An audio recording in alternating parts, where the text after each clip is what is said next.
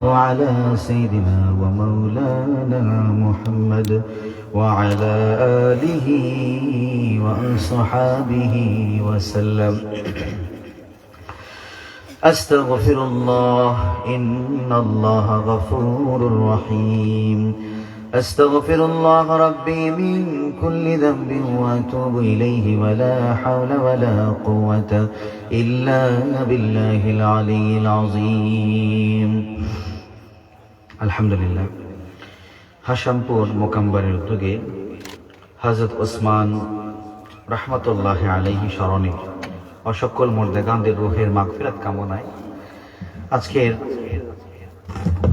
বার্ষিক ওয়াজ মাহফিল এবং দোয়া মাহফিল, আজকের এই মহতী মাহফিলে এই কোরআন সুন্নাহ বর্ণাঢ্য আয়োজনে উপস্থিত রয়েছেন পরম শ্রদ্ধাভাজন যোগ্যবান ভগবান সভাপতি সাহেব মাহতারাম সদরে ইজলাস। উপস্থিত রয়েছেন জাতির প্রাণ, জাতির কান্ডারি, মানুষ করার কারিগর, মুআজ্জাজ মুকাররম উলামা ইকরাম, মুহতারাম শিক্ষক মণ্ডলী, আমার প্রীতিতুল্য বয়োজ্যেষ্ঠ বাবারা, আগামী জাতির কর্ণধার, জাতির সেপাহ সালার, জানে জিগর কলিজা নিংড়ানো ভালোবাসার অধিকারী প্রিয় যুবক ভাইরা রয়েছেন পর্দার অন্তরালে, আমার শ্রদ্ধেয় সম্মানিত মা বোনেরা, সকলকে আমি আবারও শান্তিবাণী শোনাচ্ছি, বলছি আসসালামু আলাইকুম ওয়া রাহমাতুল্লাহি ওয়া বারাকাতুহু। আবারও করজোড়ে মিনতি করছি, আমি ক্ষমা চেয়ে নিচ্ছি, টাইম তো মিস্টেক হয়ে গেল, আসলে কিছু করারই নেই, এটা আসলে আল্লাহ তাআলার হুকুমই ছিল। রাস্তাঘাটের বিষয়ে তো আসলে এগুলি কোনো নিশ্চয়তা দেওয়া যায় না। যাই হোক, তারপরে আপনাদের জিয়ারতে এসেছি, দোয়া নেওয়ার জন্য এসেছি, সামান্য কিছু ইমানি মোজাকারা করবো, আর কিছু নয়। কারণ এই ইমানি মোজাকারা করলে হয় কি, ইমান বাড়ে। আর যেহেতু এমন একটা মাহফিলে আসছি, এই মাহফিল থেকে যেন আমি নিজে হেদায়েত হতে পারি, আপনারা উপকৃত হতে পারেন। আল্লাহ তাআলা যেন এমন কিছু কথা আমার জবান থেকে বের করে দেয়, আপনারা অবশ্যই দুনিয়া আখিরাতে একটা পাথেয় হাসিল করবেন, আর আমিও যেন হেদায়েত হতে পারি। সকলেই পড়ি আমিন। মুহতারাম হাজিরিন, আজকের এই মহতী মাহফিলে আল্লাহ সুবহানাহু ওয়া তাআলা আমার মতো অধমকে আপনাদের জিয়ারতে নিয়ে এসেছেন, এবং এই যে পবিত্র শামিয়ানা নিচে বসলাম, তৌফিক মেহেরবানি করে দান ভিক্ষা করেছেন। আল্লাহ সুবহানাহু ওয়া তাআলার দরবারে আমরা কালিমাতুর শুকর আদায় করি, সকলে পড়ি আলহামদুলিল্লাহ। মুহতারাম হাজিরিন, আসলে আলোচ্য বিষয় নিয়ে এখন লম্বা করে আলোচনা করা যাবে না, যেহেতু আমাদের ওস্তাদে মুহতারাম কালমার হুজুর হাফিজাহুল্লাহ এখন অপেক্ষায় রয়েছেন। হুজুর মোনাজাত করে ইনশাআল্লাহ আমাদের এই কোরআন সুন্নাহর যে বর্ণাঢ্য আয়োজনের যে সফলতাটা আরো সহজ করে দিবেন ইনশাআল্লাহ। মুহতারাম হাজিরিন, আল্লাহ সুবহানাহু ওয়া তাআলা বান্দাকে যে পরীক্ষা করেন, আমরা পৃথিবীতে অনেক পরীক্ষা দিয়েছি। এই পরীক্ষা দেওয়ার আগে কিন্তু এর যে কি বলে প্রশ্ন যেটা আছে, প্রশ্নের উত্তর এটা কখনোই উন্মোচিত হয় না, প্রকাশ হয় না। কিন্তু আল্লাহ সুবহানাহু ওয়া তাআলা তিনি আমাকে আপনাকে পরীক্ষার এমন একটা সুযোগ দিলেন যে পরীক্ষার সব কিছু উন্মোচিত করা, প্রকাশ করা, যে বান্দা পরীক্ষা করব এবং এরকম পরীক্ষা হবে, আর এরকম পরীক্ষা হলে এই উত্তীর্ণ তুমি এরকম উত্তীর্ণ হবে। উত্তীর্ণ হওয়ার সুযোগ আল্লাহ তাআলা সহজেই বাতলে দিলেন। আল্লাহ তাআলা পবিত্র কোরআনে একেবারে পয়েন্ট অফ অর্ডার আলোচনা করেছেন যে এভাবে মুসিবত আসবে, আর মুসিবত আসলে কি করবে, মুসিবতে আসলে এরকম ইস্তেকামত থাকবে, সবর করবে, আল্লাহর উপর ভরসা করবে। প্রত্যেকটা প্রেসক্রিপশন আল্লাহ তাআলা আমাকে আপনাকে বাতলে দিচ্ছে। দেখুন, এই পৃথিবীতে আমরা যারা এসেছি, মুসিবত ছাড়া কোনো মানুষ নেই, টেনশন ছাড়া কোনো মুমিনই হতে পারে না। মুমিন মানেই তো এটা টেনশন আছে, টেনশন থাকবে। তো আল্লাহ সুবহানাহু ওয়া তাআলা বলছেন, وَلَنَبْلُوَنَّكُمْ بِشَيْءٍ مِّنَ الْخَوْفِ وَالْجُوعِ وَنَقْصٍ مِّنَ الْأَمْوَالِ وَالْأَنفُسِ وَالثَّمَرَاتِ। আল্লাহ তাআলা বললেন, আমি তোমাদেরকে পরীক্ষা করব, বিভিন্ন বিষয়, বিভিন্ন ক্ষেত্রে ভয় ভীতি দিয়ে পরীক্ষা করব। এই ভয় ভীতি হতে পারে এমন ভয়, মৃত্যুর ভয় হতে পারে, অসুস্থতার ভয় হতে পারে, মাল সম্পদ নিয়ে যাওয়ার মতো ভয়, দুর্ভিক্ষের ভয় হতে পারে।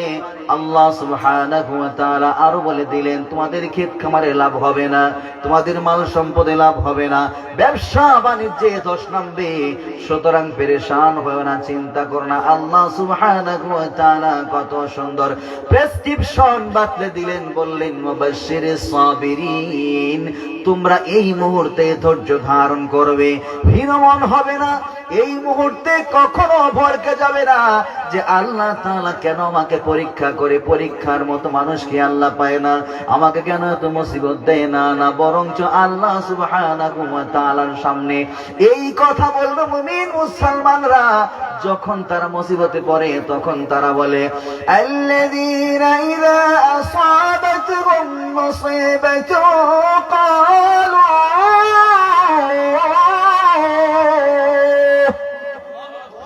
ক্বালু ইন্না লিল্লাহি ওয়া ইন্না ইলাইহি রাজিউন।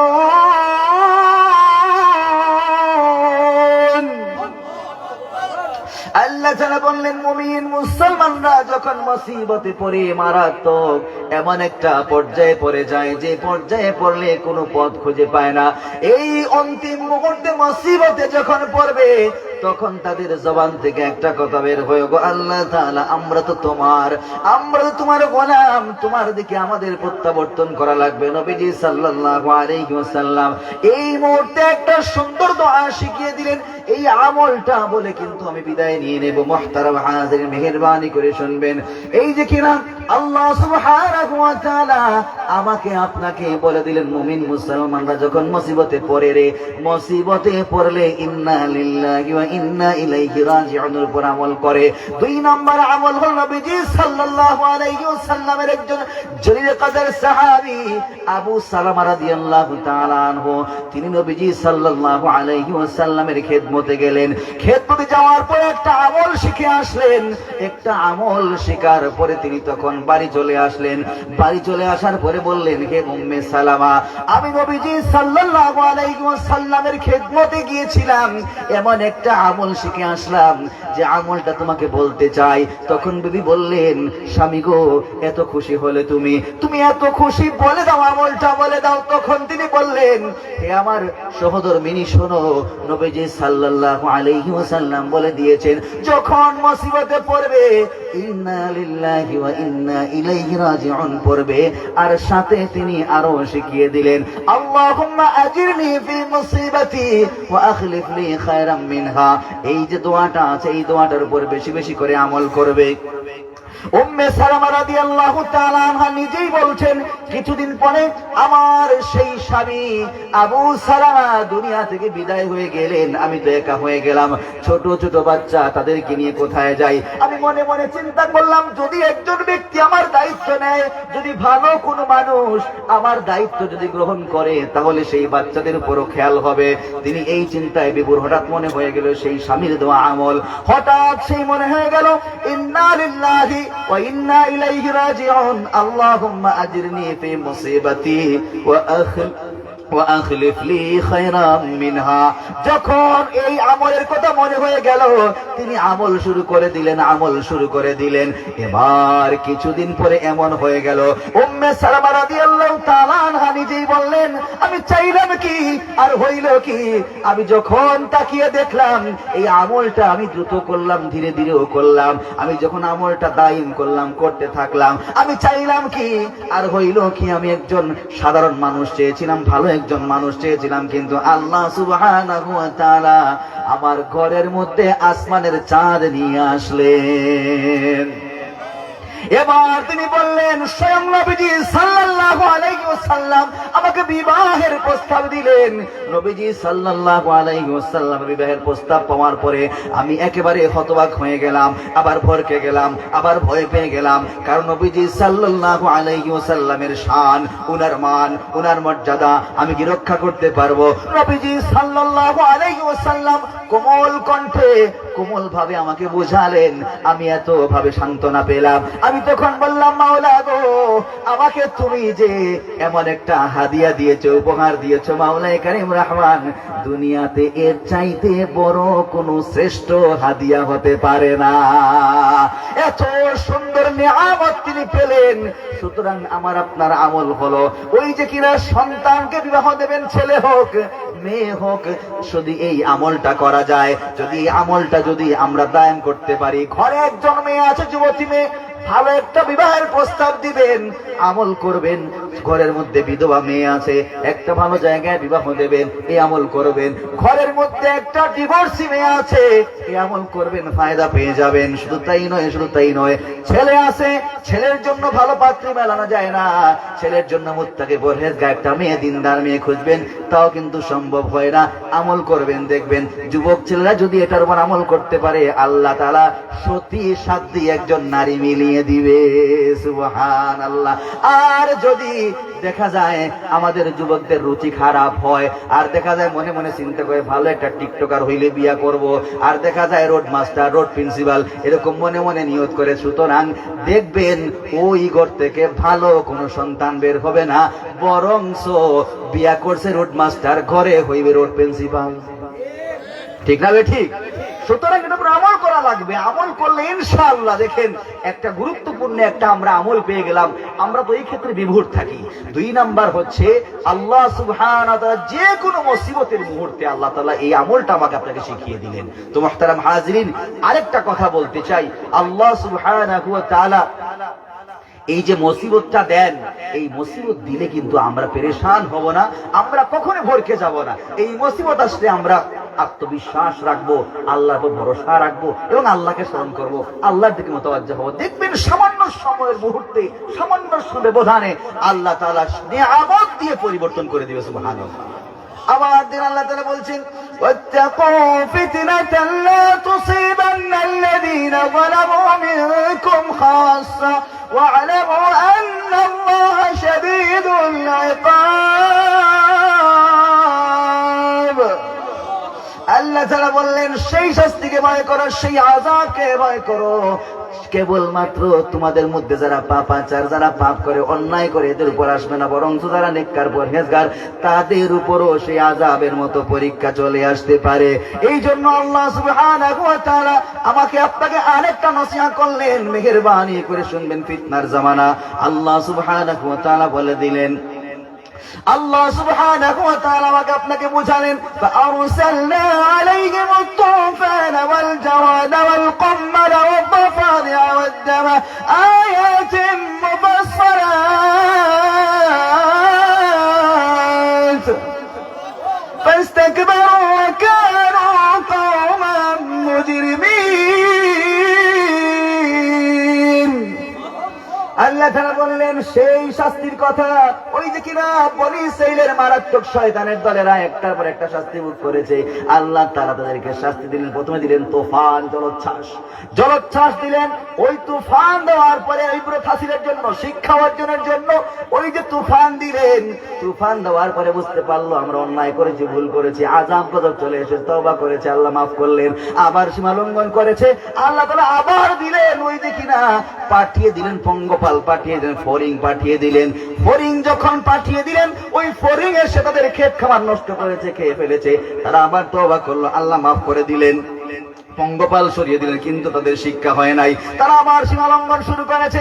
সীমালঙ্ঘন করতে করতে একটা পর্যায়ে জুলুম, নির্যাতন, নিপীড়ন শুরু করেছে। আমার আল্লাহ সুবহানাহু ওয়া তাআলা উকুন পাঠালেন। উকুন যখন আসলো, তাদের ঘরের মধ্যে শান্তি নাই, কাপড় চোপড় কোনো কিছু বাদ নাই, জুতা এমনকি বালিশ বিছানা কিছুই ঠিক নাই, সবকিছু নষ্ট। এবার শুধু শরীরে চুলকানি আর চুলকানি, মহা কষ্ট। আমার আল্লাহ তাআলা আযাব দিলেন। তারাও দোয়া করলো, তওবা করলো। মুসা পয়গম্বর তাদের জন্য সুপারিশ করলেন, দোয়া করলেন, আল্লাহ তাআলা মাফ করে দিলেন, কিন্তু তাদের শিক্ষা হলো না। এবার তারা আবার সীমালঙ্ঘন শুরু করেছে। আবার যখন সীমালঙ্ঘন শুরু করেছে, আল্লাহ তাআলা আবার দিলেন একটা গজব দিলেন, ওয়াদ দাফাদিআ, যাকে বলা হয় ব্যাঙ, পাঠিয়ে দিলেন। ব্যাঙ যখন আসলো, ব্যাঙ আসার পরে তাদের খাবারের পাত্র, পানির পাত্র সব দিকে ঢুকে যায়, রুটি বানাতে পারে না। রুটি যখন বানায়, যখন তারা গম পিষে, গম পিষার পরে দেখা যায় ওটার গমের রুটি হয় না, হয়ে যায় ব্যাঙের রুটি। কারণ ব্যাঙগুলো লাফ দিয়া ওই গমের মধ্যে ঢুকে যায়। এবার তারা মহা মুশকিলে পড়েছে, আল্লাহর কাছে তওবা করেছে, আল্লাহ মাফ করে দিলেন, কিন্তু তাদের কিন্তু এই হাসিল হয় নাই, শিক্ষা হয় নাই, বারবার সীমা লঙ্ঘন। এবার আল্লাহ তাআলা আবার পাঠালেন ওয়াদ্দাম, রক্ত দিয়ে একেবারে গোটা খাল বিল নদী নালা ভরে দিলেন, তারা পানি পায় না, রক্ত আর রক্ত। এবার তারা মহা মুশকিলে পড়লো, ইমানদাররা পানি পায়, তারা পানি পায় না। এবার ইমানদারকে জুলুম করতে শুরু করলো, জুলুম কইরো পানি পায় না। এবার যখন আবার তারা তওবা করলো, আল্লাহ মাফ করে দিলেন, কিন্তু না না, সীমালঙ্ঘন চায় নাই, সীমালঙ্ঘন চায় নাই। আমার আল্লাহ সুবহানাহু ওয়া তাআলা এমন একটা গজব দিলেন, যাকে বলা হয় কিয়ামতের মধ্যে একটা গজব দিলেন। এমন গজব দিলেন, ওই গজব দিয়া গোটা বনি ইসরাইলকে ধ্বংস করে দিলেন। আমার আপনার কথা হলো, এই যে একটার পর একটা সীমালঙ্ঘন আমরা করে যাই, আল্লাহ তাআলা একটার পর একটা আযাব দেয়, একটার পর একটা আযাব দেয়। ওই যে একটার পর একটা আযাব আসে, গজব আসে, বুঝার বিষয় কয়টা গণনা করছে। ওই যে কিনা বন্যা আসছে, আসে কি আসে না? বন্যা আসছে, তখন যাকে বলা হয় করোনার মতো একটা মহামারী আসলো। শুধু তাই নয়, দাবানল, ওই যে কিনা আগুনের একটা সয়লাব আসলো। শুধু তাই নয়, দেখা গেল ভূমিকম্প আসলো, ভূমিধস আসলো, ভূমিকম্প আসলো, ভূমিধস আসলো। এই নৈপথ্যে আমরা যদি পাপাচারকে যদি বৈধ করে দেই, আমার আল্লাহ সুবহানাহু ওয়া তাআলা একটার পর একটা আযাব দিবেন, আর পরিশেষে সকল মানুষকে ধ্বংস করে দিবেন। ঠিক না বেঠিক? আমরা যে গুনার মধ্যে লিপ্ত আছি, যে কিনা আমার সামনে আপনার সামনে এমন শয়তানি করা হয়, এমন বেয়াদবি গুস্তাখি করা হয়, আমরা চোখের সামনে দেখার পরে নীরব বসা। আমরা তো প্রতিবাদ করি না, নীরব বসা আছি। যেদিন কিয়ামতের ময়দানে আল্লাহ সুবহানাহু ওয়া তাআলা জিজ্ঞাসা করবেন, তোমার এলাকার মধ্যে গানের আসর হলো, আউল বাউল ফাউলদের আসর হলো, তোমার এলাকার মধ্যে মদের জোয়ার হলো, জোয়ার হলো, তোমার এলাকার মধ্যে যাবতীয় শয়তানি, অশৃঙ্খলা, বিশৃঙ্খলা, কুসংস্কার গঠিত হলো, তোমরা যুবকরা কোথায় ছিলে? ইমানদাররা কোথায় ছিলে? আমার নবীজির সাথে গুস্তাখি করেছে, বেয়াদবি করেছে, তোমরা কোথায় ছিলে? সুতরাং তোমার আমার জবাব দেওয়ার মতো কোনো কিছু থাকবে না। ঠিক না বেঠিক? মুহতারাম হাজিরিন, বলতে চাই, এই মেসেজ দিয়ে বিদায় নিতে হবে। মুহতারাম হাজিরিন, যুবক সম্প্রদায় শোনো, ইসলামের বিজয় সুপ্রসন্ন হয়েছে যুবক সাহাবায়ে কেরামদের মাধ্যমে। সুতরাং এই বাংলার ইতিহাস পাল্টাবে তোমাদের সংগ্রামের কারণে। তোমরা সংগ্রামী হয়ে যাও। এই বাংলার মধ্যে নাস্তিক, মুরতাদ, শয়তানের দলেরা এই সকল মাহফিলে, মজলিসে উলামায়ে কেরামদেরকে হেনস্থা করা, মামলা হামলা দিয়া নিপীড়ন নির্যাতন করা, এই সকল ইন্টারফেয়ার চলবে না। গোটা বাংলা উত্তাল হয়ে যাবে, আগুন জ্বলে যাবে, আগুন লেগে যাবে।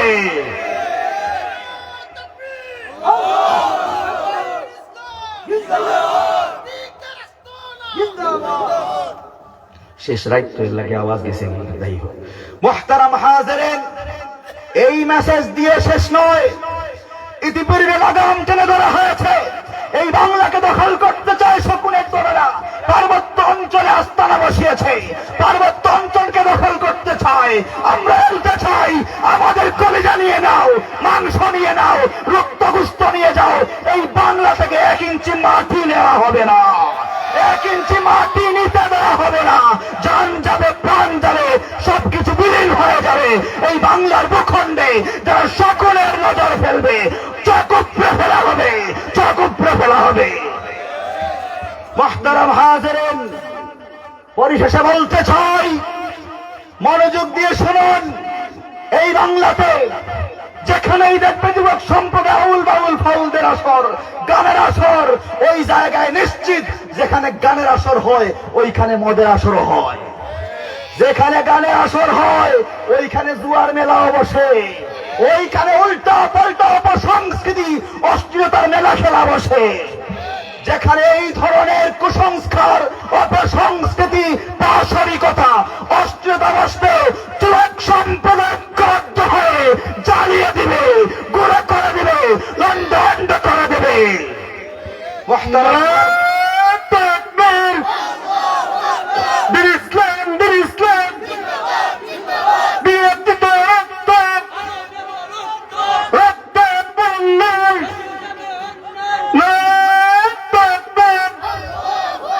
শোনো যুবক, এই দেশে যারা ইনসাফের কথা বলে, ন্যায় নীতির কথা বলে, যারাই কিনা সিকুয়েন্সের পক্ষে কথা বলে, কোন কোরআন সুন্নাহর বিধানের পক্ষে কথা বলে, উলামায়ে কেরামদের পক্ষে কথা বলে, দুর্নীতিবাজ শয়তানি আর দোষরদের বিরুদ্ধে যারা কথা বলে তাদেরকে টার্গেট করে একটা সময় পেছন থেকে গুলি মারা হয় হাদির মতো।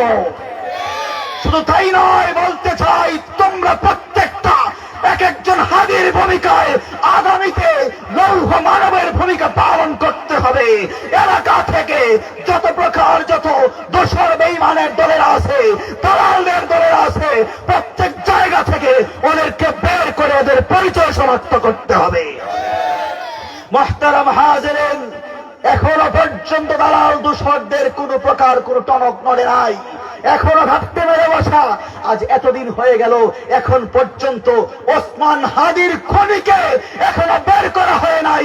এখনো তার ক্ষেত্রে কোনো সুস্পষ্ট সন্ধান, সুস্পষ্ট ইনভেস্টিগেশন করা হয় নাই। কোথায় বাস করেছি? যুবক সম্প্রদায় ঐক্যবদ্ধ হতে হবে, ন্যায় নীতির পক্ষে কথা বলতে হবে।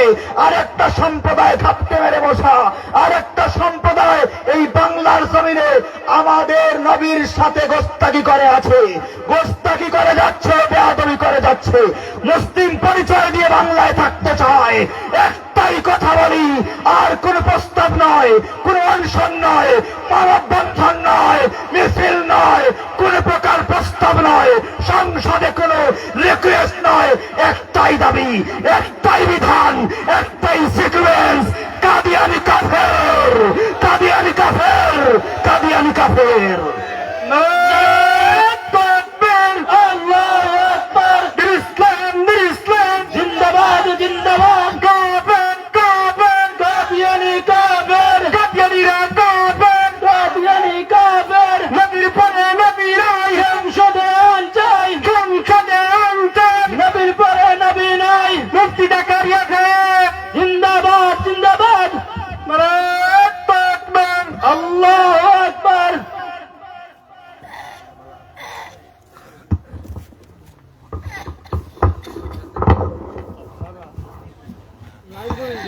সম্মানিত উপস্থিতি,